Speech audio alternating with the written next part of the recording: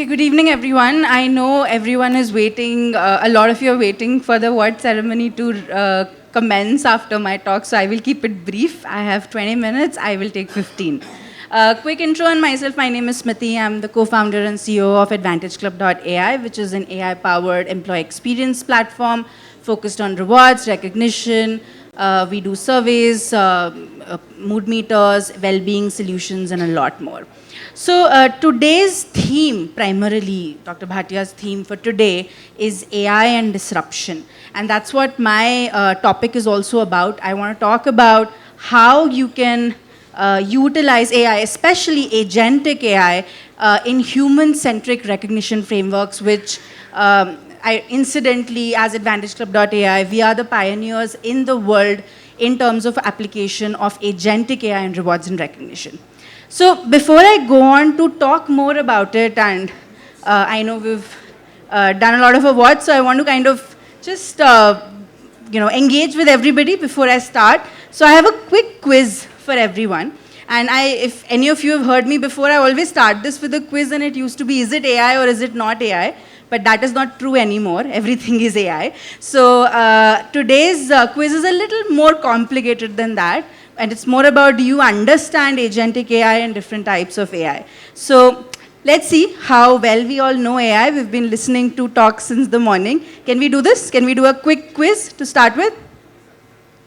Okay, cool. So first question. Which of these is an example of agentic AI? Automated birthdays and anniversary greetings, enhancement of citations for recognition, chat and command-based awarding, or sending audio or video messages via awarding? A, B, C, or D? Any guesses?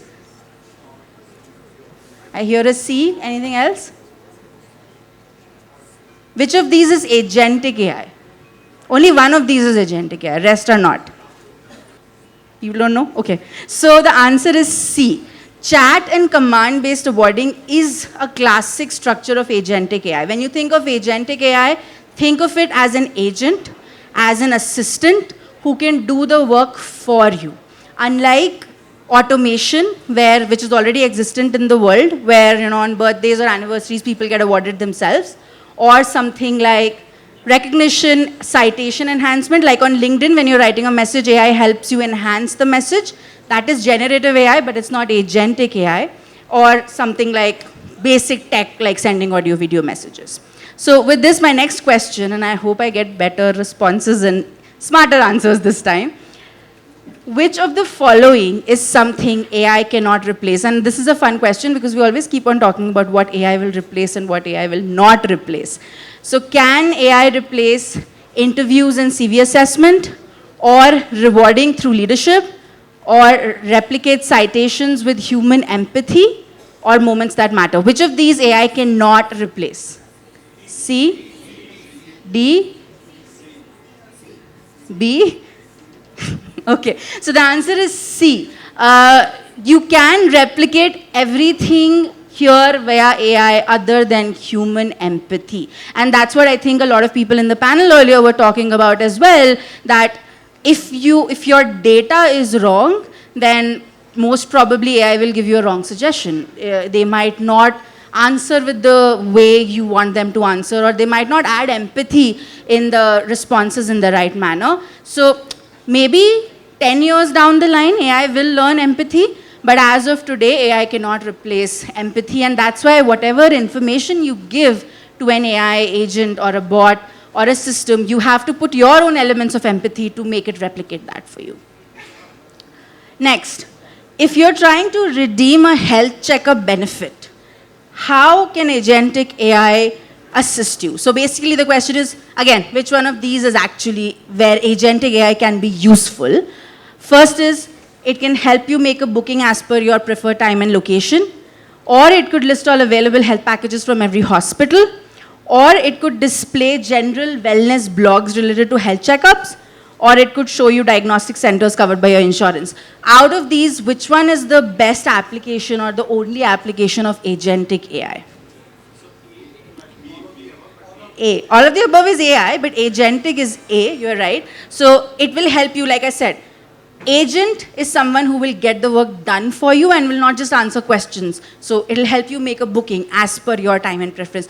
My favorite agentic AI moment will be the day I open Zomato and I just say on voice message, I need a Subway, and the Subway comes to my home and I don't have to go through that whole piece. So I think that's the future we are all heading towards, where you don't have to go through a workflow and the agent will just do the job for you. Last question.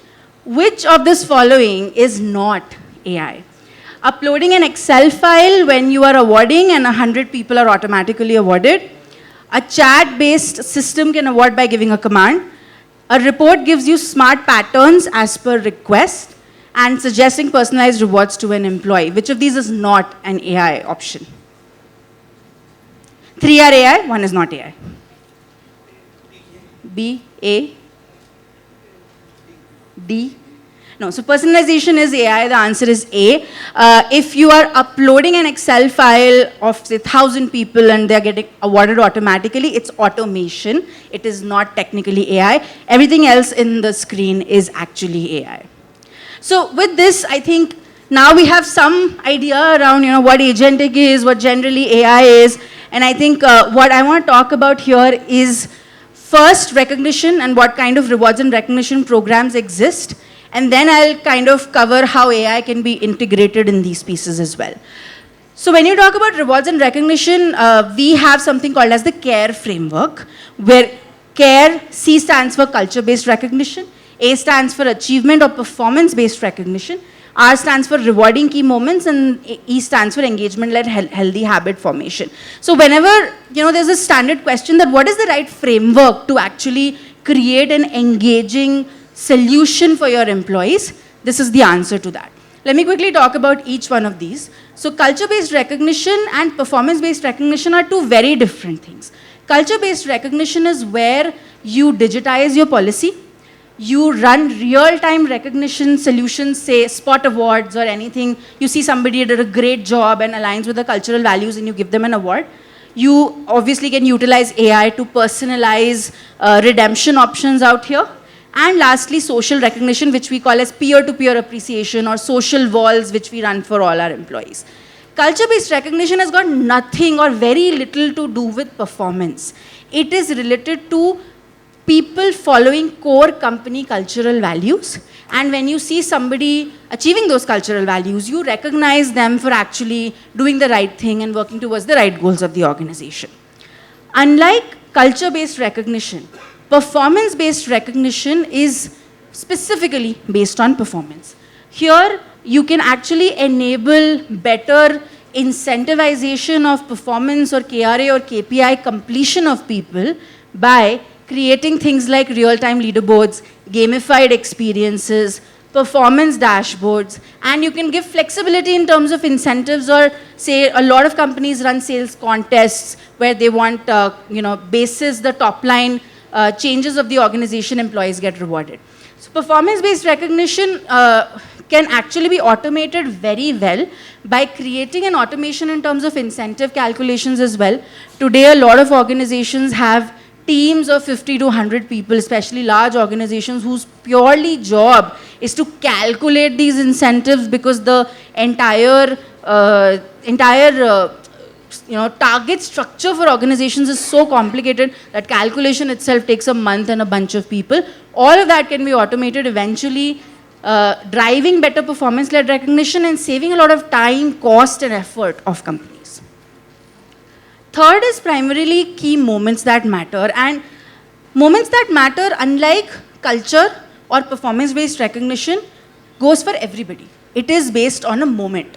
The moment I join an organization to the moment I leave an organization, that entire journey is filled with different moments, like my first day, my first week, the time I complete my first year in the company, or I complete 3 years, 5 years, 10 years, my LSA happens, or say I got promoted, or I had a baby. All of those moments are moments in an employee's life which can be utilized to recognize them, to create appreciation for them, to actually drive MOM. And moments that matter, therefore, is the third type of recognition program which companies usually run in their frameworks, where you can have automated awards. You don't need to have a human being sending a manual email to everybody on their birthday, because if that person is absent and it's somebody else's birthday, then that causes disengagement. So it's better to automate these moments.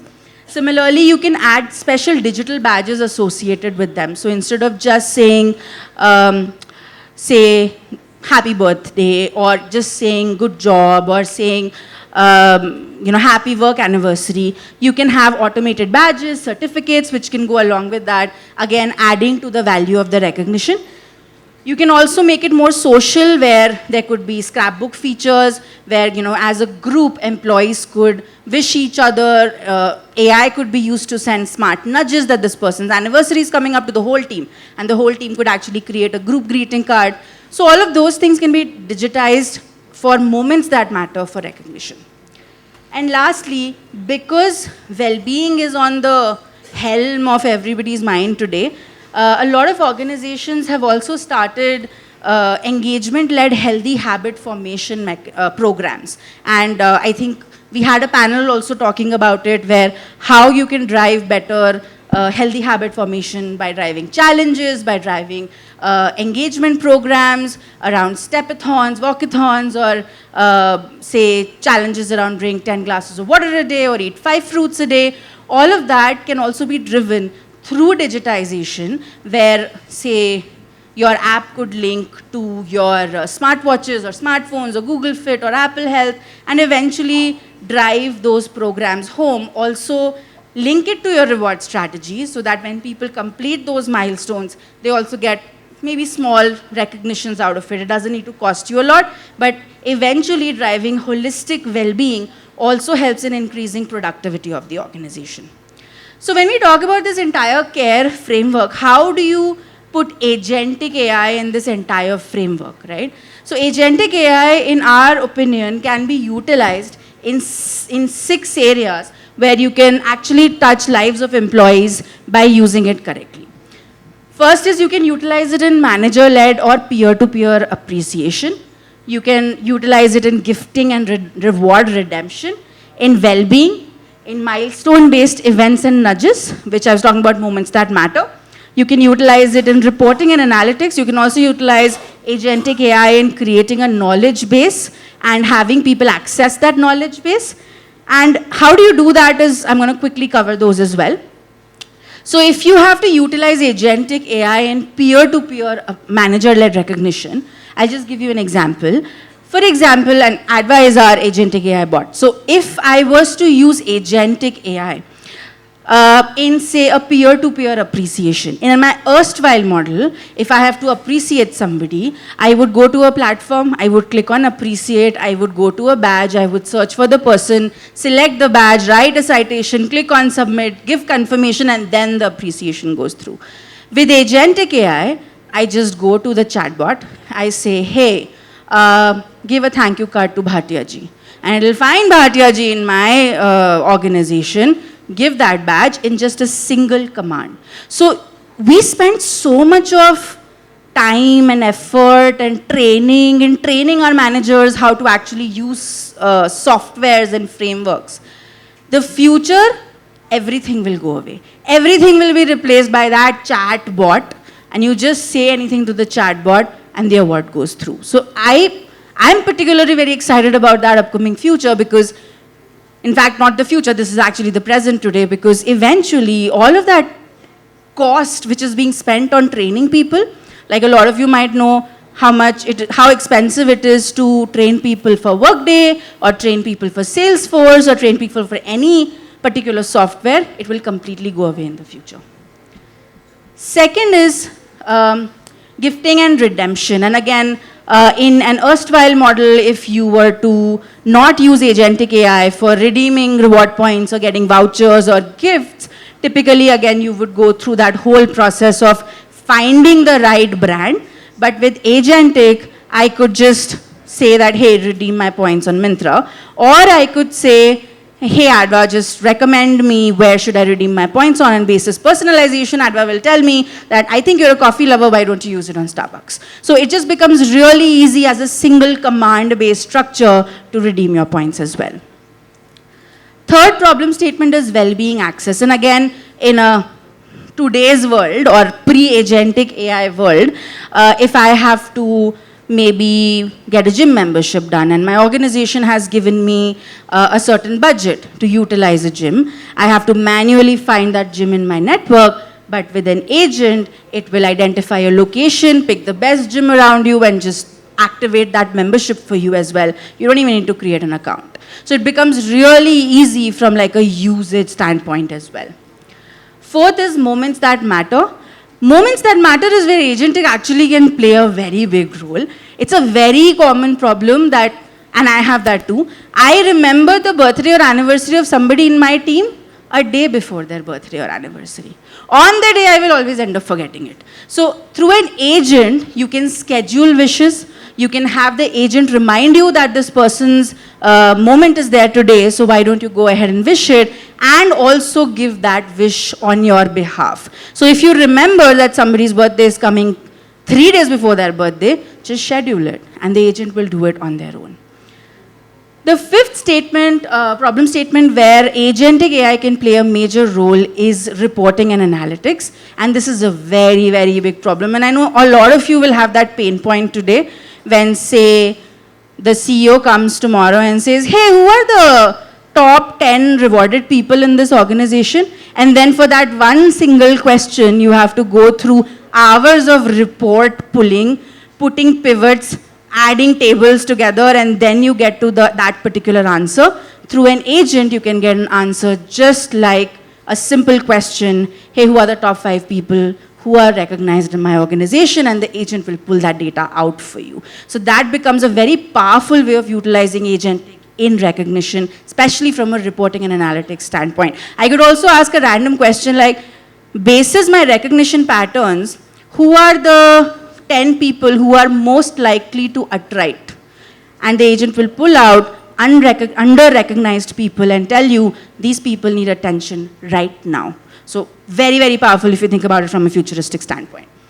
Last problem statement is knowledge base, and this is also a very common problem today, where we train our managers, okay, this is your budget, this is your kitty, these are the guardrails, don't give more than X number of awards in a Y period of time. Nobody remembers it. So through an agent, as a manager, I get really easy answers to it. If I want to ask the agent that, hey Adva, what is how much budget do I have, and how many people can I award in a quarter for how many amount? And Adva will just give that answer. It will read the policy, scrape the policy, and tell you exactly that answer. So again, from a usability standpoint, from the manager's perspective, which is a very major challenge, utilization is a challenge, training managers is a challenge, it completely gets solved using agentic AI.